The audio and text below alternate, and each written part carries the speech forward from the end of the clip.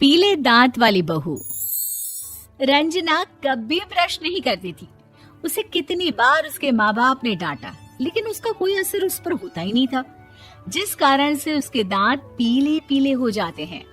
शादी के बाद अरे बहू, वैसे तो तुझ में कोई कमी नहीं है, पर तेरे दांत इतने पीले कैसे हैं बेटा? कैसे मतलब?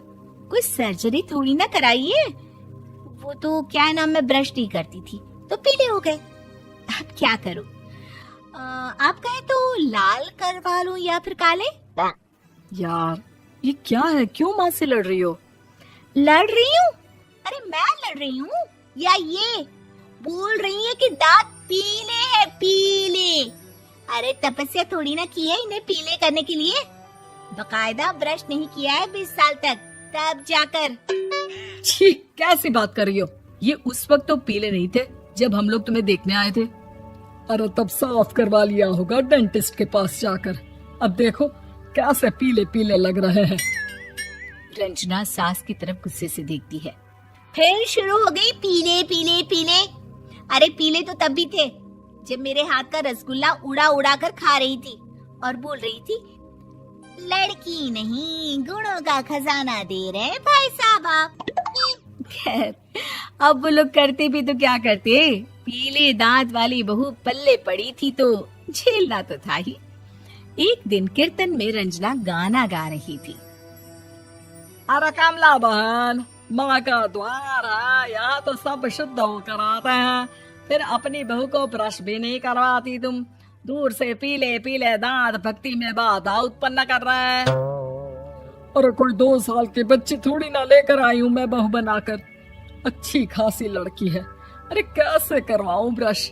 ये तो उसे खुद करना चाहिए ना। अब माँ बाप तो इसके जैसे तैसे निपटा दिए, ये नहीं सोचा कि सास कैसे संभालेगी। सास बहू को लेकर घर आ जाती है, लेकिन सोच लेती है कि अब इसे लेकर कहीं नहीं जाएगी। अगले रोज बहू कहती है, अरे क्या हो गया, मंदिर नहीं जाना क्या? कीर्तन का वक्त हो रहा है। मेरी मधुर वाणी से कान्हा जी जागते हैं और सोते हैं। आप तो जानती है ना उनकी भक्ति में कितना मन लगता है मेरा। वो क्या है ना, तबीयत ठीक नहीं लग रही है मेरी, आराम करूंगी मैं। तबीयत ठीक नहीं लग रही? अभी तो मिथुन के गाने पर नाच रही थी आप, और अब बोल रही है कि तबीयत ठीक नहीं लग रही। अरे भक्ति में मन लगा लो सासू माँ, ऊपर जाना है, क्या मुंह दिखाओगी आप? हाँ? सास को बहू की बात पर गुस्सा आ जाता है। मैं क्या मुंह दिखाऊंगी, इसकी चिंता तो ना कर, समझी? अपने मुंह की चिंता कर, जो ये पीले पीले दांत लेकर हर जगह पहुंच जाती है। पता है लोग कितना मजाक बनाते हैं। ना जी ना, मैं नहीं जाना कहीं तेरे साथ। तो ये बात है। कोई ना, मत जाओ, मैं अपने कमरे में ही बैठकर भक्ति कर लूंगी। ऊपर वाला दांत थोड़ी ना देखता है, मन देखता है, भावना देखता है। और अरे बस बस, तू सब कुछ दिखा, बस ये सफेद चमकदार दांत ना दिखाना किसी को, है? जा यहाँ से। बहू को सास की बात का कोई फर्क नहीं पड़ता, वो तो जैसी थी वैसी ही रह जाती है। सुबह नहाकर किचन में खाना बनाना, फिर खाना खाना, कीर्तन भजन करना और सो जाना। एक दिन, माँ जी मैं सहेली के घर जा रही हूँ, शाम को लेट आऊंगी। हाँ, तो जाना, मैंने कौन सा तेरी आरती करनी है घर पर बैठकर। रंजना सहेली के घर जाती है, जहाँ वो पार्टी में जाने की तैयारी कर रही होती है। अरे शिखा, कहाँ जाने की तैयारी कर रही है? मैं गलत वक्त पर आ गई क्या? अरे नहीं यार, उल्टा सही वक्त पर आई है। मैंने ये साड़ी और ज्वेलरी निकाली है यार, शाम को इनके ऑफिस की एक पार्टी में जाना है। बताना कैसा लग रहा है ये सब? नहीं यार, इस ड्रेस के साथ तो वो वाली ज्वेलरी अच्छी लगेगी। हाँ, सही बोल रही है, मैंने ध्यान ही नहीं दिया। वैसे तो हमेशा से मस्त फैशन सेंस रखती है। तो बड़ा जाती होगी ना पति के साथ पार्टी में।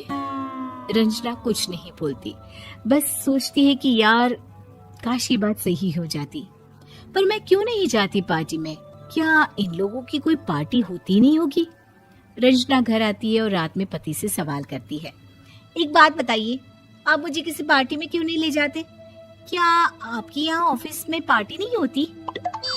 पति बेचारा क्या कहता कि दांत पीले हैं तुम्हारे इसलिए। अरे कोई पार्टी होती नहीं हम लोगों के ऑफिस में, तो कहाँ से लेकर जाऊं? और मार्केट, मॉल, कहीं वीकेंड घूमना, कहीं तो। अरे यार सारे हफ्ते में एक छुट्टी मिलती है, तो सोचता हूँ कि आराम ही कर लूं। क्यों?